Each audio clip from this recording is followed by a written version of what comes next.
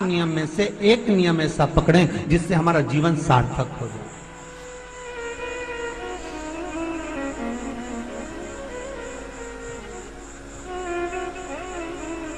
आप भले 7 नियम नहीं कर रहे कार्तिक के, भले एक नियम करो, पर वो नियम हमारा पूर्ण चलना चाहिए, उसकी नियम की पूर्णता पूर्ण होना चाहिए।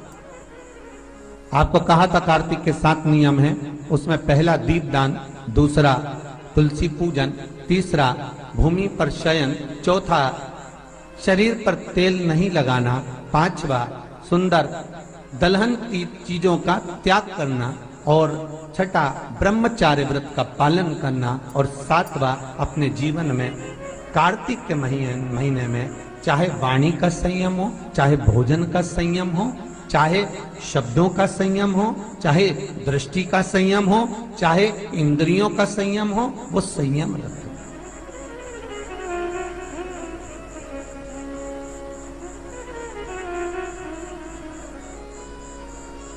वो संयम धारण करना।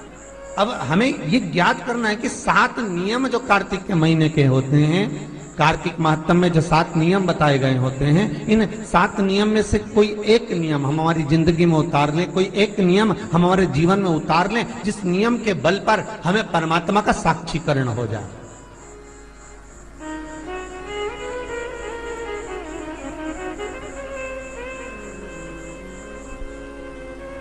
कोई एक नियम।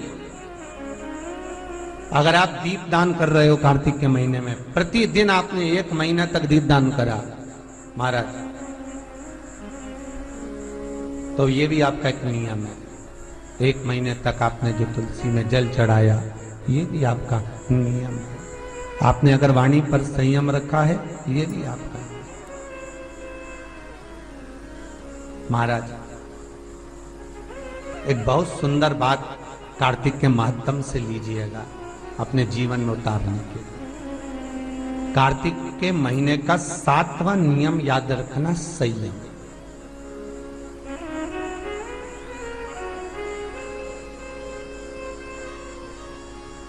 किस समय पर किस चीज का संयम होना चाहिए, ये हमारा।